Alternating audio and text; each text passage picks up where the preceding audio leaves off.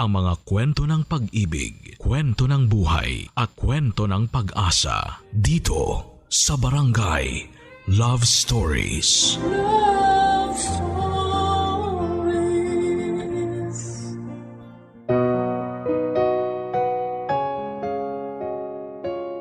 Isa sa mga pribilehiyo na meron ang ilan sa atin ay ang pagkakaroon ng kumpletong pamilya.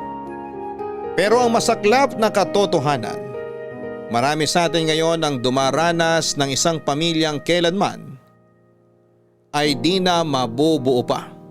Katulad na lamang ng naging buhay ng ating kabarangay na si Lizelle. Mula sa malaking pamilya ay unti-unting nalagas sa buhay nito ang mga kamag-anak niya. Ano bang nangyari sa pamilya ni Lizelle?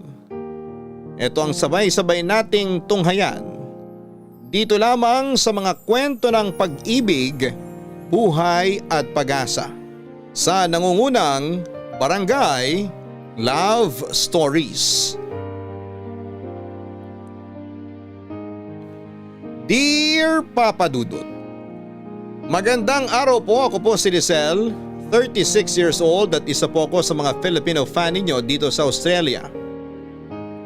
Lagi kong napapakinggan ang inyong programa online at hindi ko maiwasang ikumpara ang sarili ko sa mga letter sender ninyo dahil nakaka-relate ako sa mga kwento nila.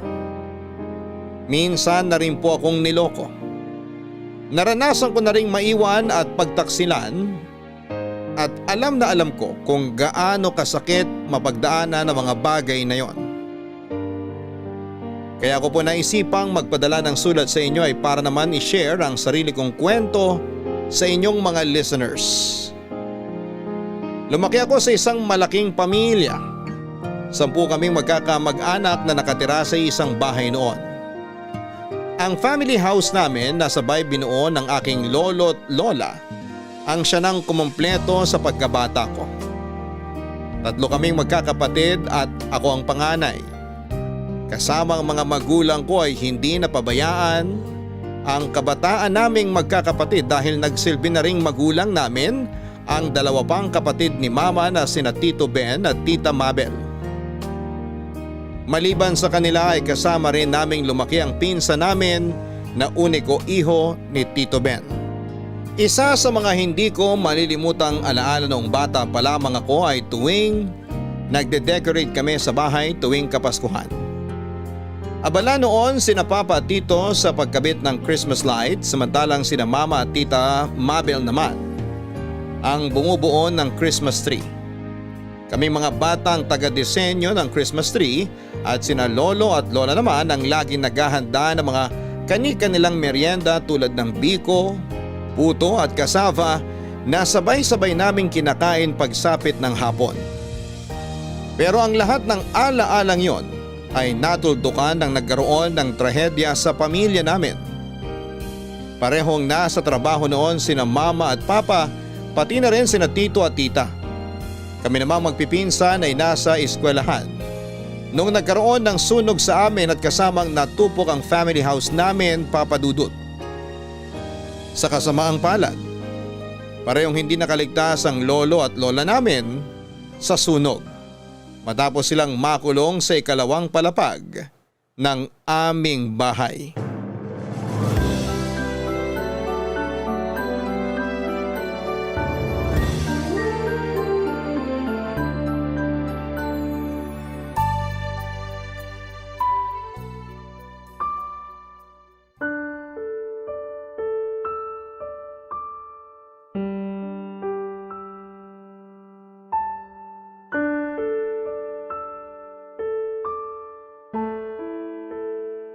Tita, gusto niyo po bang ako na munang magbantay dito para makapagpahinga kayo? Hindi, okay lang. Matulog ka na, may pasok ka pa bukas. Panghapon po yung klase ko bukas, kaya pwedeng ako munang tumao rito para may kasama sina lolo't lola. Samahan mo na lang ako kung gusto mo. 2 araw na lang bago ang libing nila nanay at tatay. Ayokong iwan sila. Gusto ko nandito ako sa tabi nila hanggang sa huli. Sige po, samahan ko na lang kayo. Gusto niyo po ng kape? Ipagtitimpla ko po kayo. Salamat pero mas lalo akong inaantok kapag nagkakape ako. Ganun po ba? Hindi talaga kayo mahilig sa kape, no? Hindi tulad ni Lola na 3 beses yata sa isang araw kung uminom ng kape. Niliteral yung 3-in-1, naging 3 times a day. Kape na ang tubig nun eh. Ay, alam mo ba, ang kwento sa akin nila Mang Doming, nasa labas daw sina nanay at tatay nung nangyari yung sunog. Talaga po? Oo, pauwi pa lang daw siya galing palengke nung nagsimula yung sunog. Si tatay naman na kina Mang Doming nakikipagkwentuhan. Nung nalaman ni nanay na may sunog, dumiretso kagad siya sa bahay para sabihan nga itong si tatay. Tapos nung nalaman naman ni tatay sa kapitbahay na pinaghahanap siya ni nanay sa loob ng bahay, pinuntahan naman siya ni tatay. Mabilis na kumalat yung apoy eh. Pareho silang natrap sa loob. Ayun, nakita na lang sila ng mga bumbero sa may CR sa 2nd floor, magkayakap. Hanggang ngayon hindi ko pa talaga matanggap na wala na sina lolo at lola. Nung nakaraan lang, masaya pa kaming nagkukwentuhan tungkol sa teleseryeng pinapanood namin. Ngayon, hindi niya na mapapanood yung palabas na yun. Ano po ba kasing nangyari? Ano daw yung dahilan ba't nagkasunog? Electric pan daw na nag-short circuit. Yun ang sabi ng mga nag-imbestiga. Naiwan daw na bukas yung maliit na stand fan dun sa kwarto ng kapitbahay natin. Natabig siguro nung alaga niyang pusa yung patungan ng electric pan, tapos hindi na malaya nung may-ari na tumumba yun sa may kama niya. Lumabas siya para kumain, tapos pagbalik niya, malaki na yung sunog. Paano na tayo niyan, tita? Saan tayo ngayon titira? Wala man lang tayong naisalbang gamit. Nagkausap na kami ng papa mo. May kakilala daw siya sa Tondo na pwede nating lipatan. Maglo-loan na lang ako sa bangko para may pambayad tayo sa upa. Totoo po ba na hindi nasasama sa atin sina tito pagkatapos ng libing? Yun ang sabi niya. May nahanap na raw silang lilipatan ng anak niya eh. Ang hirap ng ganito. Totoo talaga yung sinabi nila na mas maganda na lang na manakawan kaysa masunugan. At least kapag ninakawan tayo, may matitira pa sa atin. Pero itong nangyaring sunog, ni isang damit wala man lang natira para sa atin. Ang balita ko, pupunta dito yung mga taga-munisipyo para magbigay ng ayuda. Kaninang umaga may nagpunta rin dito para mamigay ng donasyong damit. Naabutan mo ba yon? Opo, itong suot kong damit ngayon galing po sa donasyon. Ang chismis nga rin daw po, may ibibigay na tulong si Mayor para sa mga namatayan. Hindi ko lang alam kung gaano katotoo yun. Talaga? Ay, sana nga may ibigay sila. Malaking tulong yun bilang panimula kung sakasakali. Mamimiss ko tong lugar na to kapag lumipat na tayo. Ay naku, ako rin. Dito na ako lumaki eh. Pero ganun talaga ang buhay. Kahit gaano kasaklap ang mga pangyayari, patuloy pa rin umiikot ang mundo. At kailangan nating sumabay doon.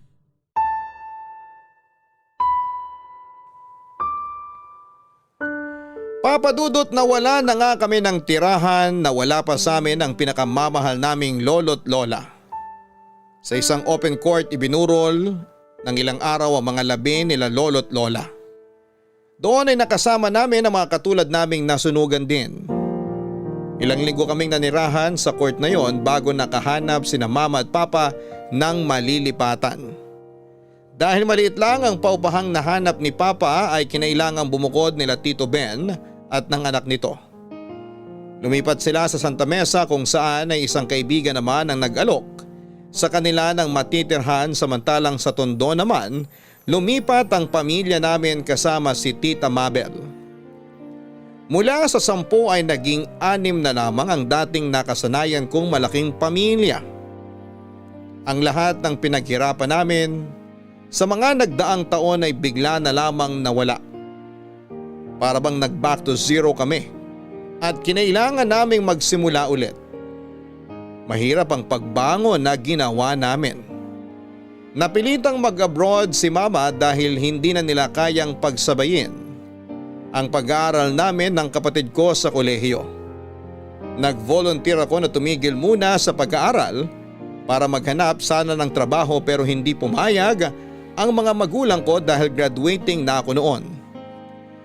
Iba yung lungkot ang naramdaman ko nung umalis ng Pinas si mama. Liliman na lamang kami noon sa maliit na inuupahan naming bahay. Ang lahat ay naging busy noon sa kanya-kanya naming buhay sa pundong hindi na kami nakakapag-bonding pa. Dumaan ang mga taon at hindi na katulad ng dati ang Kapaskuhan namin na sobrang saya. Ang lahat ay nagbago na, Papa Dudut. Pero maliban sa akin ay mas nalungkot ang papa ko sa pag-alis ni Mama sa puntong naghanap siya ng iba. Ako mismo ang nakahuli sa ginawa niyang pagtataksil dahil aksidente kong naaktuhan ang pakikiapid na ginawa ni Papa sa mismong kapitbahay namin. Ang Tita Mabel ko ang una kong pinagsabihan sa mga nalaman ko.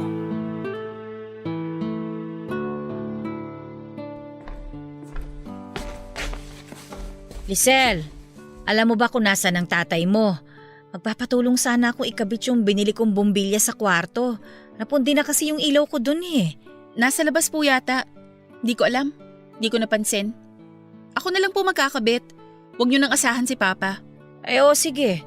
Total mas matangkad ka naman kaysa sa akin. Teka, nasan nga ba yung tatay mong yun? Kaninang umaga ko pa siya hinahanap pa. Malay ko po. Lagi naman siyang wala sa bahay Hindi na kayo nasanay. Ay, yung lalaking yun talaga, oo. Simula nung nag-abroad ang mama mo, wala nang ibang inatupag kundi ang maglakwat siya. Check niyo po sa kapitbahay. Paniguradong nandun na naman yun. At ano naman ang ginagawa niya doon? Ewan ko po. Nangangabit siguro. Ano yun? Wala po. Amin na po yung bumbilya para maikabit ko na po yung ilaw nyo. Hindi, linawin mo yung sinasabi mo. Yung nabanggit mo, nangangabit? Anong ibig mong sabihin na nangangabit? Kung ano po yung ibig sabihin ng nangangabit, yun po mismo ang gusto kong sabihin. Sinasabi mo ba sa akin na may kabit ang tatay mo? Kabit, kerida, kalaguyo, mistress, number 2, o kung ano pang ibang tawag sa kanila. Opo, tita. Nahuli ko po si Papa na may kabit. Lisel, sigurado ka ba dito? Malaking paratang yung mga pinagsasasabi mo. Bakit ko po sisiraan ang sarili kong tatay? Sinong anak naman ang gagawa nun? Okay, sige, ganito. Ikwento mo sa akin kung ano yung nalalaman mo. Lahat ng detalye ha. Bakit mo naman nasabing may kabit ang tatay mo? Nakita ko po siya sa ibang lugar na may kasamang babae. Yung kapitbahay natin, si Marisa. Magkasama sila sa labas. Nagde-date. Marisa? Yung asawa ng construction worker na nagtatrabaho sa Bulacan ngayon? Opo, siya nga. Paano mo naman nasabing nagde-date sila? Baka naman aksidente lang sila nagkita sa isang lugar, ganun. Nakita mismo ng mga mata ko kung paano sila maglampungan habang kumakain. Nakaakbay pa nga si Papa sa babae habang nagnanakaw ng halik sa pisngi niya Kung hindi date ang tawag doon, hindi ko na po alam. Diyos me, paano nagagawa to ng tatay ninyo? Nagpapakahirap ang kapatid ko sa ibang bansa. Tapos, itong magaling ninyong ama, nilulustay lang ang pinapadalang pera ng nanay ninyo sa ibang babae. Alam ba ito ng mama ninyo? Hindi pa po niya alam. Hindi ko po alam kung paano ko sasabihin sa kanya yung totoo Ako na lang ang magsasabi sa kanya. Kakausapin ko mamaya ang papa mo at baka maayos pa natin ito. Karapatan po ni Mama na malaman ng totoo. Kahit patigilan niya yung ginagawa niya, nagloko pa rin si Papa. At dapat malaman ni Mama ang ginawa niya. Oo, alam ko. Ayoko lang na magpadalos-dalos tayo sa mga desisyon natin. Ang sama nila. Bakit nila nagagawang magtaksil pareho na silang may asawa? Simula nang nakita ko yung pinagagawa ni Papa, nagbago na yung tingin ko sa kanya. Hindi na siya yung taong hinahangaan ko. Hindi ko lang ma-imagine na kayang lokohin ni Papa si Mama. Sobrang nakaka-disappoint. Ako rin naman, hindi rin ako makapaniwala. Hindi ko inaasahan na magagawa yun ng Papa ninyo. Mamaya pag uwi niya, mag-uusap kami. Aalamin ko kung ano yung totoo. Huwag mo nang problemahin ito, ha? Huwag niyo na lang po munang sabihin sa mga kapatid ko yung nalaman niyo. O sige, huwag ka na mag-alala. Hanggat maaari, huwag na natin itong palakihin pa. Salamat po. O halika na, tulungan mo na ako ikabit yung bumbilya sa kwarto ko. Sige po. Kukunin ko lang yung hagdan sa labas. Noong si Tita Mabel na mismo ang nakasaksi sa kalokohang ginagawa ni Papa ay siya na ang sumugod sa bahay ng kabit nito. Parang eksena sa teleseryeng nangyari noong araw na yon. Kinaladkad ni Tita Mabel ang kabit ni Papa sa kalsada para ipagsigawan sa buong barangay namin ang kataksilang ginawa nila ng bayaw niya. Nagalit din ang asawa ng kinalantari ni Papa. Muntik na nga niyang mataga si Papa dahil sa galit. Kinabukasan ay nagising na lamang kami na wala na si Papa sa bahay. Kasama ang lahat ng gamit nito ay tumakas sila ng babae niya at nagpakalayo-layo. Noong nalaman ni Mama ang nangyari ay parang wala lang sa kanya ang kalokohang ginawa ni Papa. Inaasahan na raw niya yon dahil matagal nang hindi magandang relasyon nilang dalawa. Sa katunayan, isa yon sa mga rason ni Mama kung bakit siya nag-ibang bansa. Gusto niyang takasan si Papa dahil pagod na raw siya sa pambababae nito. Kaya naman pala hindi na bago para kay Mama ang balitang sumama si Papa sa kabit niya dahil matagal na niya itong ginagawa nang hindi namin namamalayan. Papadudot muling nalagasan ang pamilya namin. Ganoon pa man ay nagpatuloy ang pagiging OFW ni Mama para masuportahan ang pag-aaral naming magkakapatid. Sa awa ng Diyos ay nakapagtapos naman kaming lahat. Mabilis din kaming nakahanap ng trabaho. Nakalipat kami sa mas magandang tirahan sa Valenzuela kung saan ay nakabase ang kapatid kong pulis. Doon ay sinubukan naming ibalik ang dating sigla ng pamilya namin. Pero tila ba naging mailap sa amin ang katahimikang pinapangarap ko para sa aking pamilya. Dahil matapos mawala si Papa ay bigla namang hindi na nagparamdam pa sa amin si Mama.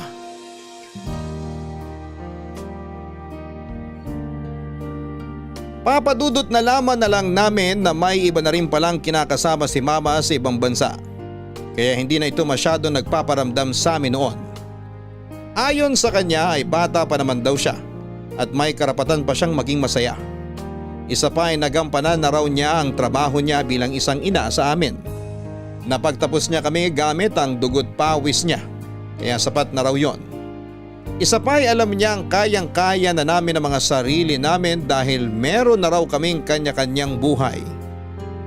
Galit na galit noon si Tita Mabel sa ginawang yon ni Mama pero wala na kaming magagawa pa. Dahil ng mga panahon na yon ay hindi na namin alam kung nasaan siya. Baka nga nasa Pilipinas na siya noon kasama ang bago niyang pamilya.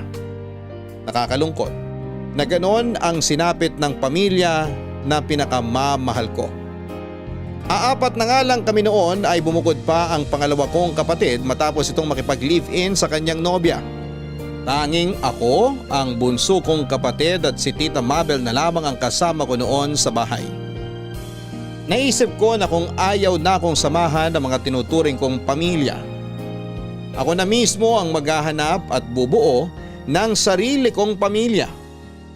Papadudot binuksan ko ang puso ko para sa mga taong willing akong mahalin. Sinubukan ko makipag-date at bago ko nahanap ang tunay na pag-ibig, ay sari-saring sakit muna ang pinagdaanan ko.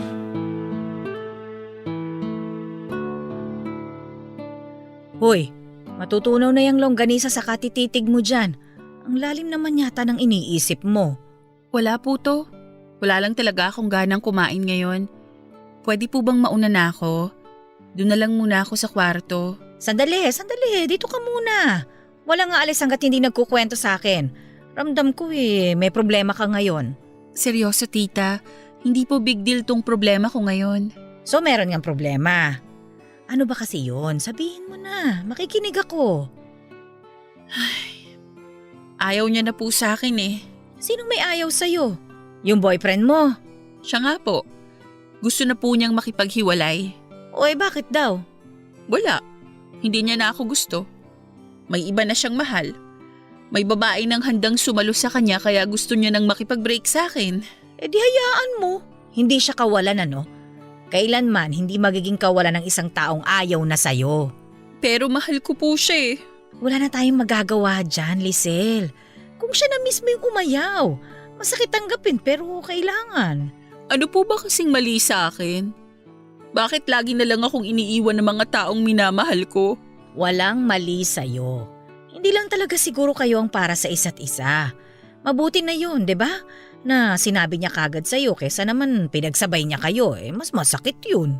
Ang malas ko talaga sa pag-ibig. Hoy, hindi ka malas ha. Napunta ka lang talaga sa mga maling tao. Kayo po ba? Paano niyo masasabing mali yung taong minamahal niyo? Yan ang tricky pagdating sa pakikipag-date. Hindi natin alam kung tama ba o mali yung taong minamahal natin. Kaya nga natin tinawag na sugal ang pag-ibig dahil dun eh. Kasi hindi naman natin alam kung ano magiging ending sa mga makakarelasyon natin. Yun ang rason kung bakit iwas na iwas din ako sa pag-ibig na yan. Ilang beses na akong natalo eh. Kaya nga hindi na ako ulit sumugal. Oo nga po. Hanggang ngayon wala pa kayong asawa. Bakit po? Choice niyo po ba na hindi mag-asawa? Ganun na nga. Mas pinili kong wag nang mag-asawa. Bakit naman po? Niloko rin po ba kayo? Hindi lang niloko. Ginawa pa akong sponsor nung ex ko. Sponsor? Paanong sponsor? Nung bata-bata pa kasi ako, nagkaroon ako ng boyfriend. Hindi siya nakapagtapos ng pag-aaral at isa sa mga pangarap niya makapagtapos. Ako naman itong bobita na binulag ng pag-ibig, pinag-aral ko siya. Tapos, ano pong nangyari?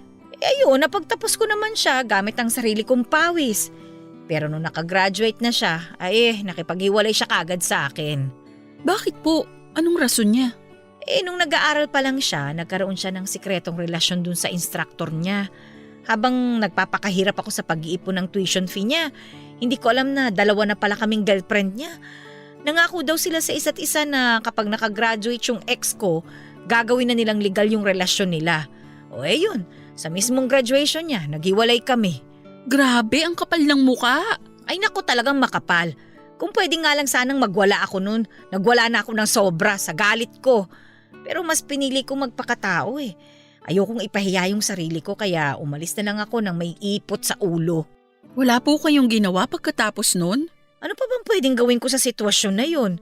Tinanggap ko na lang yung nangyari. Hindi ko naman pwedeng bawiin yung mga nagastos ko sa kanya eh. Kesa maghabol o damdamin yung nangyari, pinilit ko na lang nakalimutan lahat. Simula noon, nahirapan na ako magtiwala sa mga lalaki. Habang tumatanda ako, mas napatunayan ko lang na tama yung naging desisyon ko na wag nang mag-asawa. Tingnan mo yung ginawa ng tatay mo ngayon, nagloko din siya. Tapos ikaw ngayon, kung ano yung mga pinagdaanan ko noon, yun pa rin ang nangyayari ngayon. Wala nang nagbago. Ang hirap talaga kapag sinaktan ka ng taong pinagkakatiwalaan mo. Mahirap talaga, kaya ang advice ko sa'yo, once na sinaktan ka, huwag mo na silang pag-aksayahan ng oras. Sige, yan na nga po ang gagawin ko. Salamat sa payo nyo, tita. Walang anuman. Kakainin mo na ba yung longganisa mo o ako nang papapak niyan? Kakainin ko na po. Ang bango natakam ako bigla. Siya, sige. Kumain ka na dyan. Huwag mo nang isipin yung lalaking yon.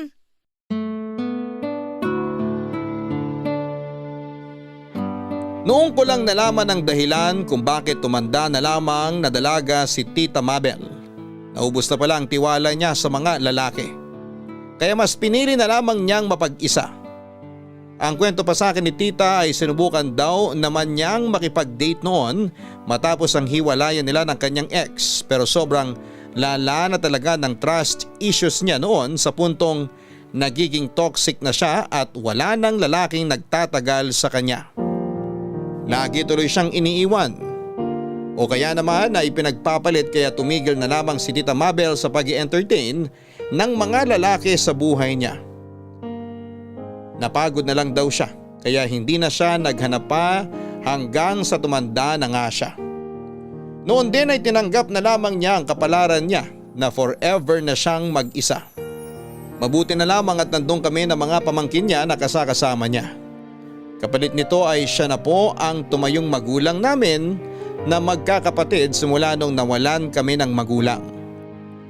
Papadudot, maraming advice ang ibinigay sa akin ni Tita Mabel para mahanap ang lalaking nararapat sa akin. Tinuruan niya ako kung paanong huwag ibigay ang 100% ko sa pagmamahal dahil kapag iniwan daw ako ng lalaking iniibig ko ay wala na raw matitira para sa akin. Ang sabi niya ay mas mahalaga umano na mahalin ko muna ang sarili ko bago ako magmahal ng ibang tao para sa ganon ay malaman ko kung anong klaseng pagmamahal ang deserve ko. Sinunod ko po ang mga payo niya sa akin. Ilang beses man akong naging sawi sa pag-ibig ay sinikap kong bumangon at magpatuloy sa buhay. Hanggang sa dumating na nga po ang hinahanap kong totoong pag-ibig noong pumasok sa buhay ko ang katrabaho kong si Darren. Lizzie, di ka pa kakain? Lazy ka dyan. Lizelle ang pangalan ko, hindi Lizzie. Mas cute yung Lizzie eh. Yun kasi pangalan ng aso ko nung bata pa ako. Kaya mas gusto kong tawagin kitang Lizzie. Ginawa ba naman akong aso? Siraulo ka talaga. At least parehong cute, di ba? Ano na naman bang ginagawa mo rito? Mamaya pagalitan ka na naman. Alam mo namang bawal kayo rito sa office. Mga admin lang ang pwede dito. Wala namang tao eh, tsaka lunch break na. Mas gusto ko rito kumain kasi malamig, may aircon. Di ka pa ba kakain? Mamaya na may tinatapos pa ako. Ano ba yan? Yung sales last month. Kailangan ko nang ipasa to sa accountant natin. Bayaran na naman kasi ng tax. Ah, okay. Antayin na lang kitang matapos dyan para sabay tayong kumain. Wag na, kumain ka na. Di ako magla-lunch. Akala ko ba mamaya ka kakain? Ngayon di ka na magla-lunch. Ano ba talaga? Di ko alam eh. Bahala na. Bakit naman? Diet ka? Ang payat-payat mo na nga, nagda-diet ka pa. Baliw, hindi. May biskwit naman ako rito, yun na lang ang kakainin ko mamaya. Alam mo, itigil mo na muna kasi yan. Pwede namang ituloy yan pagkatapos ng lunch break eh. Hindi maganda yung nagpapalipas ka ng gutom. Akala mo naman ikaw magmamana ng kumpanyang to. Hindi naman kasi ikaw ang mapapagalitan kapag hindi ko to natapos eh. Mas importante pa rin na kumain ka ng tama sa oras. Kaya nga tayo nagkaroon ng lunch break eh, para may pahinga tayong mga empleyado. Nangangayayat ka na nga oh, di ka na naawa sa sarili mo. Ang lala mo naman magsalita. Nangangayaya talaga yung pinili mong term. Hindi ba pwedeng sumeksi na lang para masarap pakinggan? Di ka naman sexy. Ikaw lang yung payat na may taba sa tiyan. Ikaw papansin ka talaga eh, no? Kahit kailan ang lakas mo talagang manira ng mood. Ah, aray! Sakit na. Bakit ka naman namamato ng lapis? Kapag tinamaan yung mata ko, hindi ko na makikita ang ganda mo, bahala ka. Ewan ko sa'yo. Doon ka na nga. Doon ka sa labas kumain, wag dito. Ito naman, galit na galit agad. Alam mo namang nagbibiro lang ako. Siyempre sexy ka. Kaya nga ako nagka-crush sa'yo eh. Tigilan mo ako, Darren ha. Busy ako. Huwag mo akong abalahin dito. Dalian mo nang tapusin yan. Gutom na ako. Sino ba kasing nagsabing antayin mo ko? Kumain ka na dyan. Ayoko. Alangan namang kumain ako dito mag-isa habang kumakalamsik mura mo dyan. Hindi naman ako gutom. Kumain ka na. Sabayin mo na ako. Kumain ka na. Malapit nang matapos yung lunch break ko, bahala ka dyan. Di kasalanan mo kung di ako makakain. Ako pa talaga sinisi. Kumain ka na kasi dyan. Huwag mo na akong alalahanin dito. Di ako kakain hanggat hindi ka kumakain. Alo, parang bata. Sige na nga, sasaluhan na kita. Ayan, dapat ganyan. Sandali, hahanapin ko yung biskwit ko. Alam ko may tinapay pa ako dito eh. Wag na, hatian na lang kita rito sa baon ko. Marami naman to eh. Ayoko, nakakahiya. Bibili na lang ako sa karinderya dun sa labas. Sabing wag na eh. Madami to oh. Tingnan mo. Hala, oo nga. Ang dami naman yan. Ganito ba talaga karaming kinakain mo araw-araw? Pang-5 tao na to ah. Dinamihan ko talaga ngayon baon ko. Kasi matagal ko nang napapansin na lagi ka na lang nagpapaiwan dito sa office kapag lunch break. Naisip ko na kung masyado kang busy, hatian na lang kita sa dala ko para kahit papaano makakain ka pa rin. Grabe. Sobra-sobra naman yung concern mo sa akin. Napansin mo pa talaga yun? Oo, ikaw lang yung tanging tao dito na mabait sa akin eh. Kaya mabait din ako sa'yo. Mabait ka dyan. Lagi mo nga akong inaasar. Paano naging mabait yon? Ganun ako makipag-banding eh. Tsaka gustong gusto mo naman na inaasar kita. Well, minsan nakakawala naman talaga ng stress tuwing nagpupunta ka rito sa office. Kahit papaano nare-refresh yung araw ko, lalo na kapag masyado nang mabigat yung trabahong ginagawa ko. Talaga? So may silbi rin pala ang pangungulit ko sa'yo. Oo, kahit minsan nababatukan kita't nababato dahil sa kakulitan mo. Nakakatuwa naman na kahit paano naging maganda ang epekto sa'yo. Hayaan mo, sa mga susunod na araw, mas kukulitin pa kita. Hoy! Siraulo ka talaga! Sa opisina ng isang factory ng mga cardboard ako nagtatrabaho, Papa Dudut. Baguhan lang noon si Darren bilang isang factory worker nung una ko siyang nakilala. Katulad ko ay sa Valenzuela rin siya nakatira. Kolokoy si Darren at isa ko sa lagi niyang inaasar noon. Kahit bawal ay tambay siya sa opisina namin para lamang magpa-aircon. Lagi nga siyang napapagalitan noon pero siya pa rin ay punta ng punta sa office namin para kulitin ako. Mula sa 5 magkakapatid si Darren, siyang middle child at ang katangi-tanging anak na walang masyadong ambag sa kanilang pamilya. Ganon pa man ay hindi napangihinaan ng loob si Darren kahit na siya lang ang hindi profesional sa kanilang pamilya. Madali akong napaibig ni Darren dahil sa pagiging masiyahin niyang tao.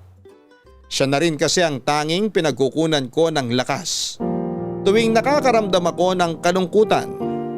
Daig pa niya ang sarili kong pamilya na laging handang sumuporta sa akin sa bawat desisyon ko sa buhay. Noong sinagot ko siya ay naging low-key lang ang relasyon namin.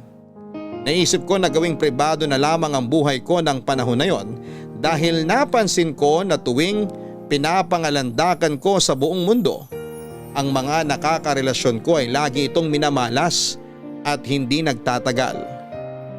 Sa pagkakataong yon, sa ilang tao ko lang ipinakilala si Darren. At una ko siyang ipinakilala sa taong pinagkakatiwalaan ko. Walang iba kundi si Tita Mabel.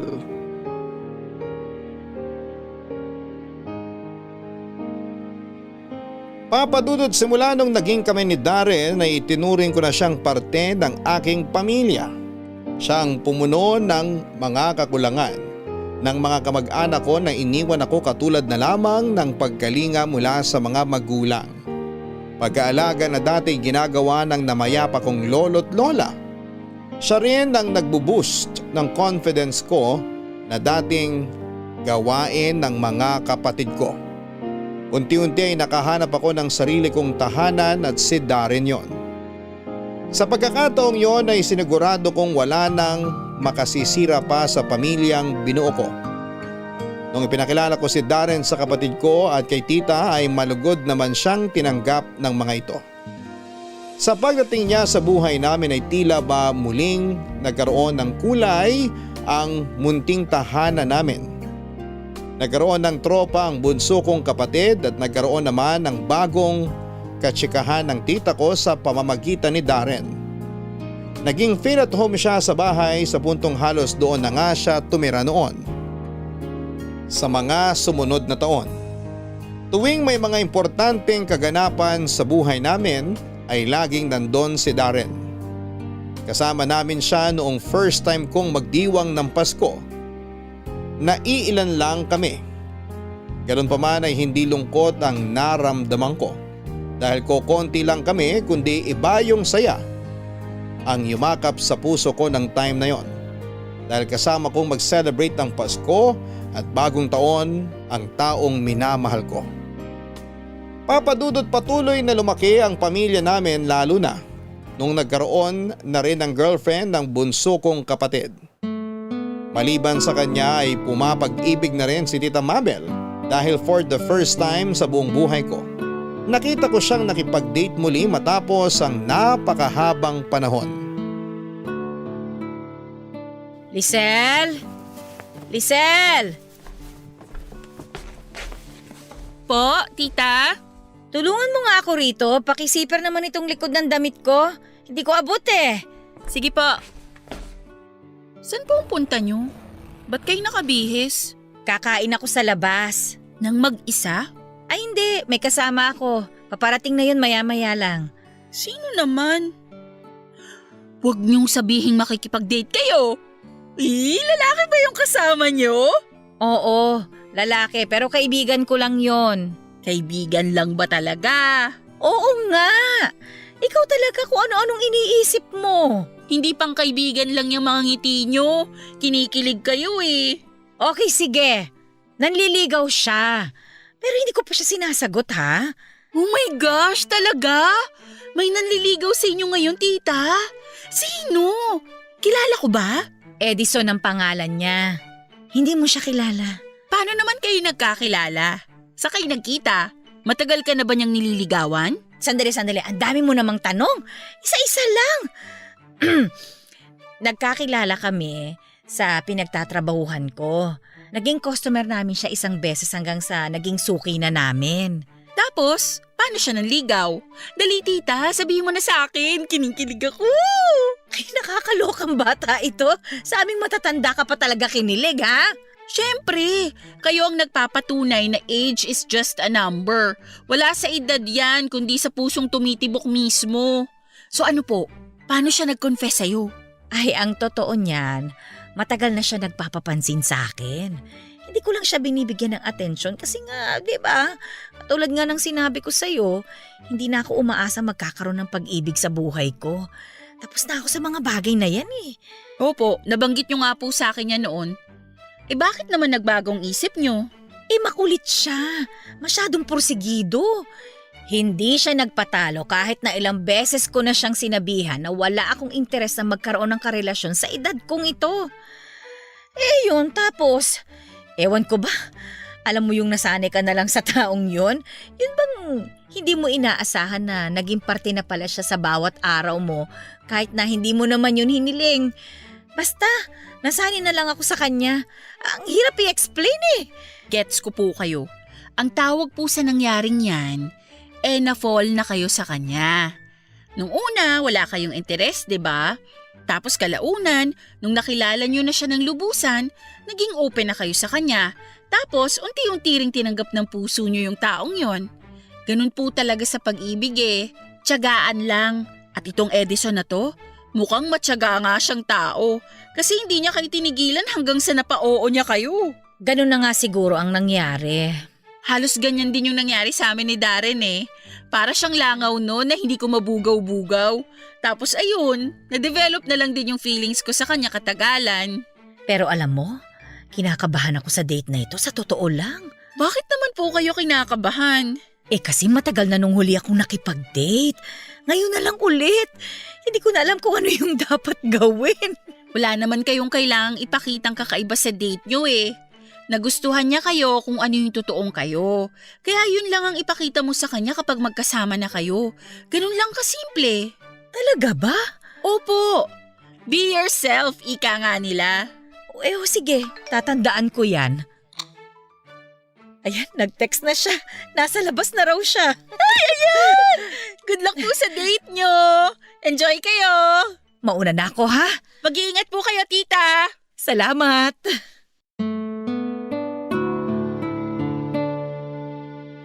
Ako na siguro ang pinakamasayang tao sa mundo noong nalaman kong sa wakas ay muling binuksan ni Tita Mabel ang puso niya para sa ibang tao.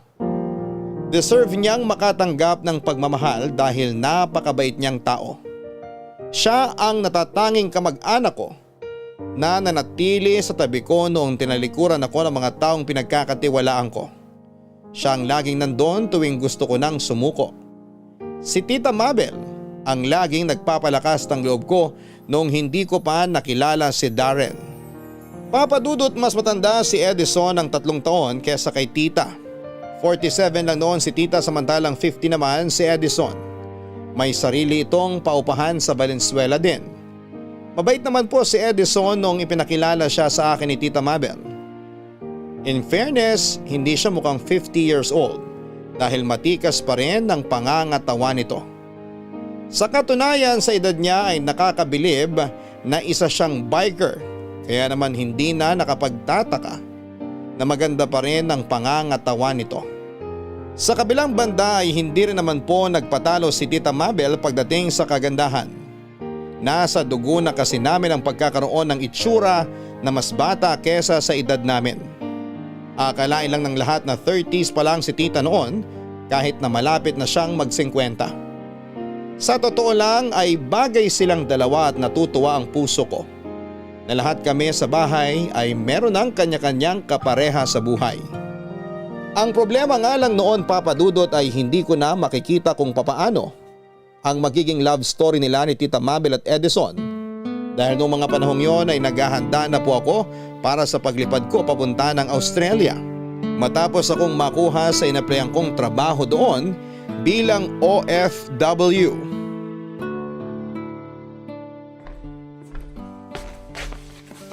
O tita, aga niyo nagising ngayon ah. Ay nako, actually wala pa akong tulog. Bakit naman? Ewan ko ba? Hindi ako dinalaw ng antok kagabi eh. Paano kayo makakatulog niyan nagkakape na kayo? Mas lalo kayong hindi aantukin yan. Mabuti Sabado ngayon, day off ninyo. Nakatatlong kape na nga ako buong magdamag. Ibig niyong sabihin, kagabi pa kayo nandito sa kusina? Oo, ganun na nga. Hindi pa naman kayo mahilig sa kape. Bakit po? May problema po ba? Ay, hindi ko alam. Madami lang siguro akong iniisip. Tulad naman po ng ano. Tungkol ba to kay Edison? May problema ba kayong dalawa? Hindi, wala naman kaming problema ni Edison.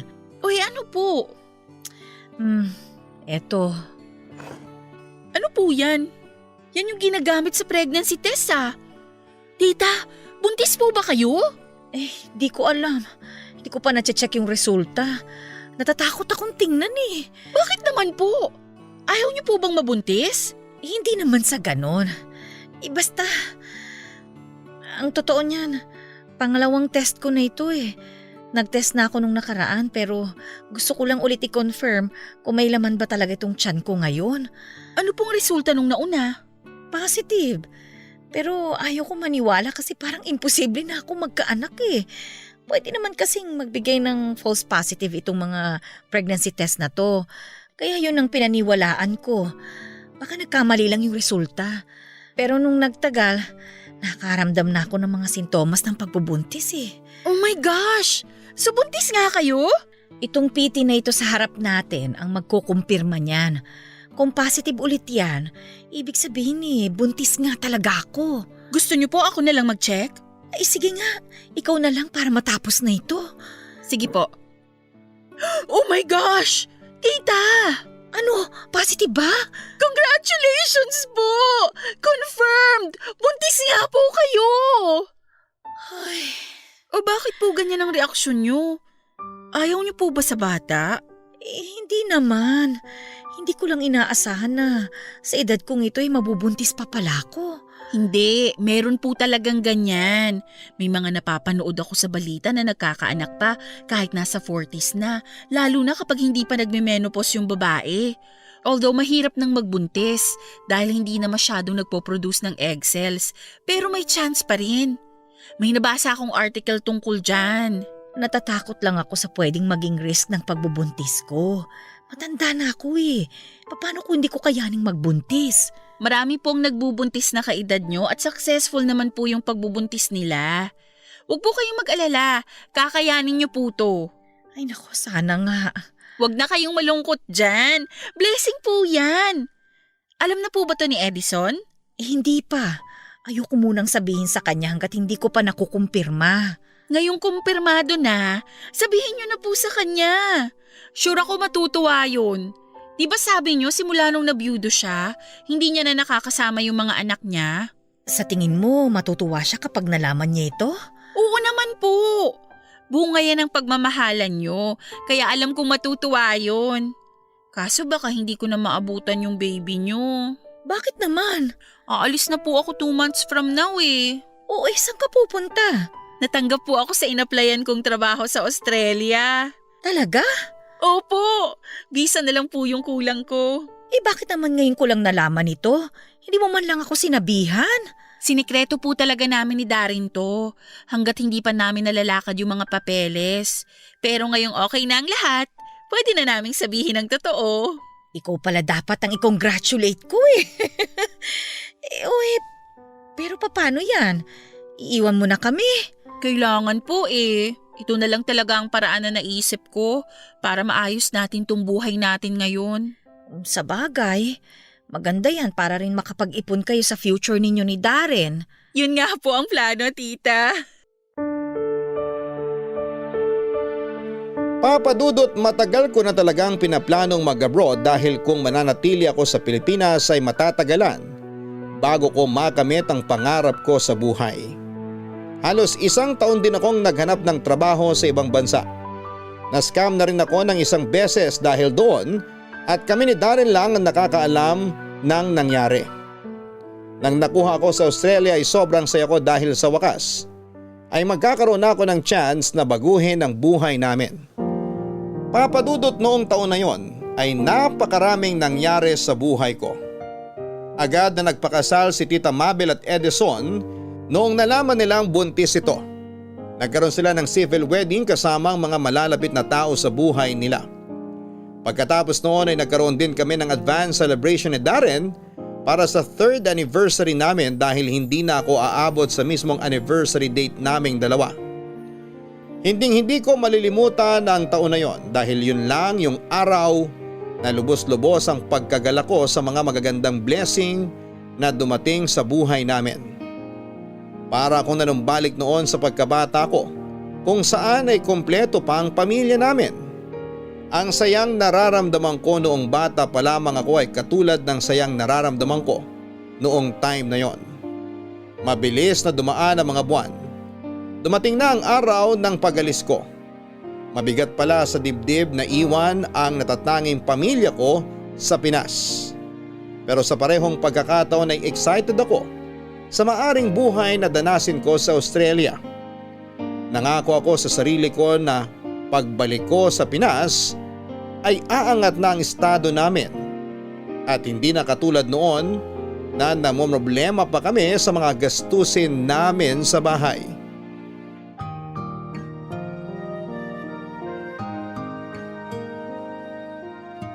Umalis man ako ay may pumalit naman kaagad sa akin at yon ay si Isha, ang anak ni Tita Mabel at Tito Edison. Nakakatuwa dahil yon ang patunay na hindi pa huli ang lahat. Late mang nagkaasawa at nagkaanak si Tita, ang mahalaga ay naranasan pa rin niya ang mga bagay na yon. Sa wakas ay may matatawag na rin siyang sarili niyang pamilya. Nung panahong yon ay kina Tito Edison na nakatira si Tita Mabel samantalang naiwan naman ang bunso kong kapatid kasama ang girlfriend nito sa dati naming bahay. Papadudot matagumpay na naipanganak ni Tita Mabel si Isha. Pero dahil sa edad ni Tita ay nagkaroon ng komplikasyon ng bata. Ipinanganak si Isha na mayroong Down syndrome. Nakakalungkot man ang nangyari pero isa pa rin yung blessing. Kaya naman labis-labis na pagmamahal ang ibinibigay namin kay Isha. Special child siya kaya dapat ay special din ang buhay na ipaparanas namin sa kanya. Bilang pinsan ay ine-spoil ko si Isha. Lahat ng gamit niya ay nagmula pa sa Australia mula sa mga damit, laruan at gamit na pang baby. Halos every year ako noon kung magpadala ng package sa mga kamag-anak ko sa Pilipinas. Magastos pero worth it naman yon dahil alam kong napapasaya ko ang pinsan ko, pati na rin si Tita na malaki ang naging tulong sa buhay ko. Sa loob ng ilang taon, ako ang naging katulong ni Tita sa pagpapalaki sa kanyang anak na si Isha. Ay, ito, maganda. Bagay kay Isha. Marami raw po talagang damit na isinuksok dyan si Lizelle sa package na ipinadala niya. Masyado marami tong pinadala niyang damit. Mabilis lang naman lumaki ang bata eh. Hindi na magagamit ito ni Isha pagkatapos ng ilang taon, sayang naman. Hayaan niyo na po. Alam niyo namang enjoy na enjoy si Lizelle sa pagbili ng mga gamit para kay Isha. Ito, chocolate. Nakapangalan sa'yo, Ayun! Yan yung iniintay ko. Tsaka may sapatos din daw siyang ipinadala eh. Ay sandali, isa-isahin natin. Masyadong malaki tong balikbayan box na ipinadala ni Lizelle eh. Baka nasa ilalim pa yung sapatos na sinasabi mo. Yan daw po pala mga box ng delata. Check nyo daw yung loob. Kasi may mga sinuksok din daw dyan si Lizelle para magkasya lahat ng gamit. Talaga? Sandali, abot mo nga yung box ng corn beef dyan sa likod mo. Heto po. Salamat. Ay, oo nga may mga medyas siyang isinuksok dito. Nakakatuwa naman ito. Tip daw yan ng mga kasamaan niyang Pinoy dun sa Australia. Siyempre, mahal ang magpadala ng package. Kaya bawat sulok, pinuno talaga niya ng pwedeng ipadala. Ay, teka. Si Lizelle, tumatawag. Hello, Lizelle! Nandito na yung box mo. Binuksan na namin. Opo, nag-message nga po sa akin si Darren. Eto, kita mo ba? Ang dami! Opo, kita ko. Ay, yan palang mga box ng pagkain dyan. Marami ring nakasiksik dyan. Oo, sinabi nga sa akin ni Darren. Heto nga nakita ko yung mga medyas na isiningit mo. Andito pala si Darren. Lizelle, anong oras na dyan? 7:00 na ng gabi rito. Talaga? 5:00 pa lang dito eh. Oo, ahead talaga kami ng 2 oras. Nakita mo ba yung sapatos mo? Hindi pa. Iniisa-isa pa lang namin yung mga padala mo. Nasa ilalim yata yun. Nasaan pala si Isha? Gusto ko siya makita. Ay, tulog na siya Katatapos lang magwala. Ay, sayang naman, hindi ko makakausap. Bakit na naman siya nagwala? Ay, naku, hindi ko alam. Nito mga nakaraan, lagi na lang siya nagtatantrum. Hindi naman namin alam kung anong gusto niya kasi hirap pa naman siya makapagsalita. Habaan niyo na lang po yung pasensya niyo sa bata. Ay, mabuti nga't dumating itong si Darren Si Darren lang talagang nakakapagpatahan sa kanya. Mas gusto pa nga niya si Darren kaysa sa aming magulang niya Ako pa. Matagal na ako nagpa-practice na maging daddy. Hoy, daddy ka dyan. Gusto na raw maging daddy ng boyfriend mo. Pagbigyan mo na kaya. Wala ka pa bang planong umuwi muna dito? Mahirap pang umuwi ngayon, tita Marami pa akong binabayaran. Tsaka 3 taon pa lang naman ako dito. Kaya ikaw, Darren, tiis-tiis ka na lang muna ha. Makakauwi rin ako sa tamang panahon. Alam ko naman. Basta lagi kang mag-ingat dyan. Kahit mas matangos sa mga ilong ng mga lalaki dyan. Wag na wag mo akong ipagpapalit ha. Oo naman. Di hamak naman na mas gwapo ang mga Pinoy. Kahit maliliit, at least cute. Eto na yung sapatos mo nakita ko na. Yun Salamat po tita. Ganda. Ayos ba? Oo, astig neto. Salamat dito Walang anuman. I love you. Love you too. Papa Dudut, bahay ang una kong naipundar simula noong nagtrabaho ako sa Australia. Inunti-unti ko ang pagpapatayo nito at si Darren ang nag-asikaso ng lahat ng yon sa Pilipinas. Siya ang nagbantay at nakipag-usap sa architect at engineer na namamahala sa ipinatayo kong bahay. Sa katunayan ay may input pa si Darren sa disenyo ng bahay dahil yon ang magiging tahanan namin para sa pamilya na aming bubuin. Nung nakapagpatayo ako ng bahay ay doon na tumira si Darren. Lumipat din doon ang bunso kong kapatid kasama ang girlfriend nito mula sa dating bahay na inuupahan namin. Pagkatapos ng bahay, negosyo naman ang sumunod na ipupundar ko. Laundry shop ang naisip naming negosyo dahil malaki ang kita noon. Nung nagsettle down na ang lahat at nagkaroon na ako ng sapat na ipon, ay saka ako nag-decide na umuwi na ng Pilipinas kasama ang isang magandang balita. Ito ay ang plano naming pagpapakasal ni Darren. 10 taon na kaming magkasintahan ni Darren noon, kaya nararapat lang din na magpakasal na kaming dalawa para makabuo kami ng sarili naming pamilya. Pagka-uwi ko ay nagkaroon kami ng house blessing sa ipinatayo kong bahay. Doon namin ibinalita sa lahat ang engagement namin ni Darren. Pero ilang linggo lang ang lumipas ay isang sekreto ang aksidente kong nadiskubre mula sa taong mapapangasawa ko. Papadudot na hack ang Facebook account ko kaya kinailangan kong gumawa ng panibagong account. Nakigamit ako ng Facebook ni Darren para i-message ang mga kakilala ko na i-unfriend na ang dati kong account. Dahil baka magamit pa yon sa panluloko. Nung i-message ko na sana si Tita Mabel ay nagulat ako sa chat history nilang dalawa ni Darren.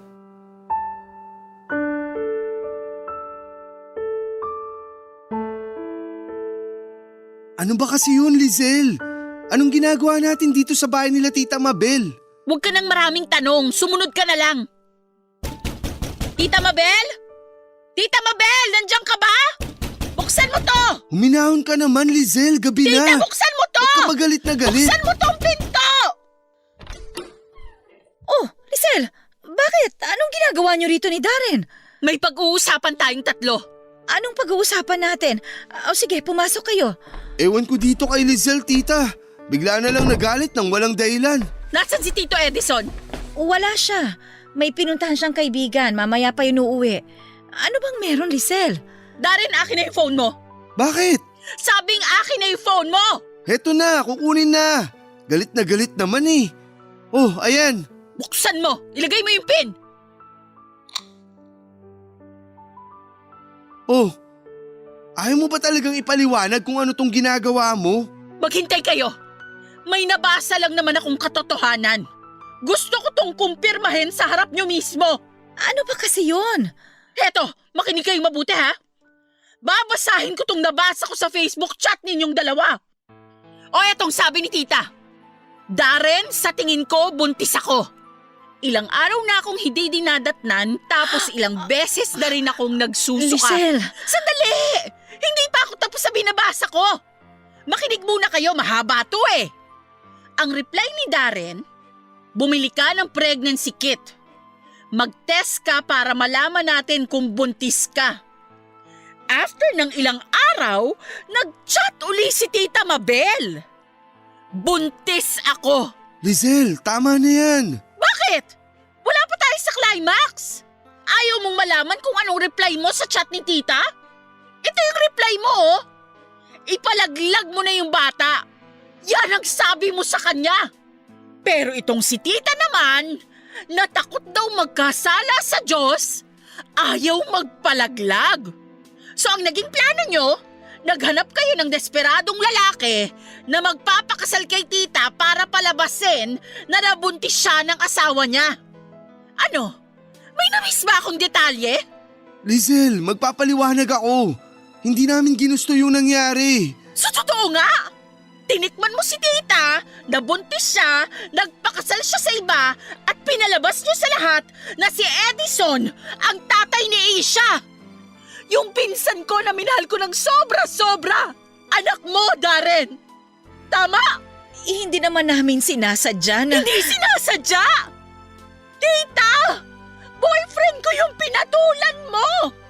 Ikaw tong maraming trust issues sa mga lalaki, pero ikaw din naman pala ang magiging rason kung bakit nagkakaroon ng trust issue ang kapwa mo babae!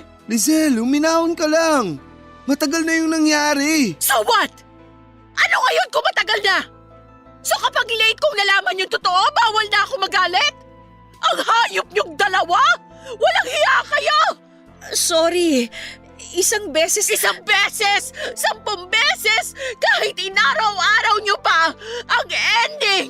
Trinaydor niyo akong dalawa! Bantay sa lakay ka rin eh! Ang kapal! Sobrang kapal na mga mukha niyo! Nandito pa ako sa Pinas nun ha? Nakakasama niyo pa ako nung ginawa niyo yung kahalayan niyo! Ano pa kaya nung nasa Australia na ako? Siguro inaraw-araw niyo na ano? Kaya huwag mo masabi-sabi sa akin na 1 beses lang yung nangyari dahil hindi yun ka panipaniwala. Maniwala ka. 1 beses lang talaga yun. Wala akong pakialam! Ikaw ang laki ng tiwala ko sa'yo, Darren. Nag-abroad ako para buuin yung buhay nating dalawa. Ang kapal na mukha mong demonyo ka! Sobrang kapal na mukha mo! Lisel, ako nang humihingi ng tawad sa'yo. Sana patawarin mo kami sa nagawa namin. Mali yun, sobrang mali. Pareho naming pinagsisisihan yung nagawa namin. Patawarin mo na kami alang-alang kay Isha. Isa ka pa, tita! Gagamitin mo pa talaga yung bata para maghugas kamay? Hindi ko kayo patatawarin hanggang mamatay ako! Walang magkakapatawaran sa ating tatlo! Ikaw, Darren, bibigyan kita hanggang ngayong gabi lang para alisin lahat ng gamit mo sa bahay ko! Ikaw naman, tita, huwag mo nang ipapakita yung pagmumukha mo sa akin! Dahil sa susunod na makita ko ulit yung mukha mo, hindi mo magugustuhan ang gagawin ko sa'yo! Huwag mo akong subukan! Haliparot kang matanda ka! Bigyan niyo ng kapatid si Aisha kung gusto rin niya! Lisel naman! Sandali lang, Lisel!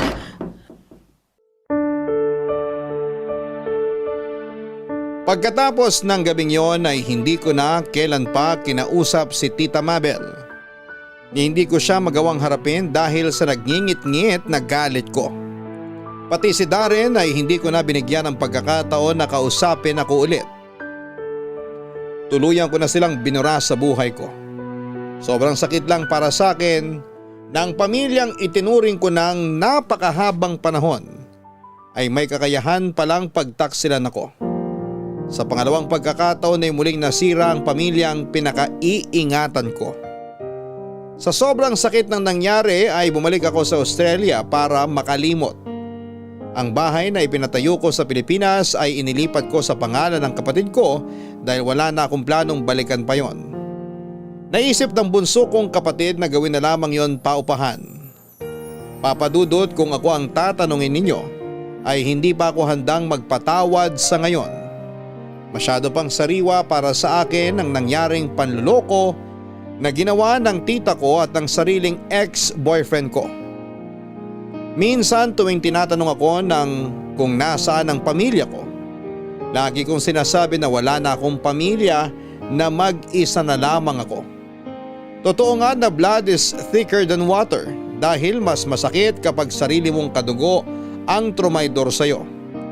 Sa ngayon ay nilalakad ko na ang citizenship ko sa Australia. Dito na po ako bubuo ng sarili kong pamilya. Hindi na po maganda ang mga ala-ala ko sa sarili nating bayan.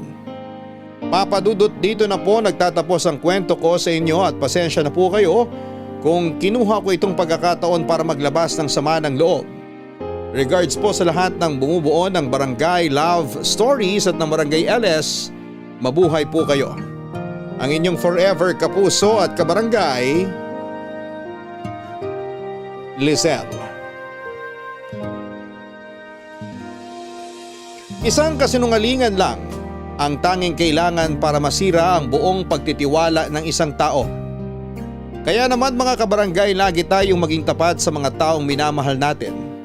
Wag na wag mong pagtataksila ng mga kakampi mo sa buhay dahil kapag niloko mo ang isang mabuting tao, daig mo pa ang nagtapo ng diamante at namulot ng bato. Hanggang sa muli, ako po ang inyong si Papa Dudut sa mga kwento ng pag-ibig, buhay at pag-asa sa Barangay Love Stories number 1. Sabay-sabay nating pakinggan ang iyong kwento ng pag-ibig, buhay at pag-asa. Ipadala lang sa barangaylovestories@yahoo.com. Nagustuhan ng iyong napakinggan? Ituloy yan via live stream sa www.gmanetwork.com/radio.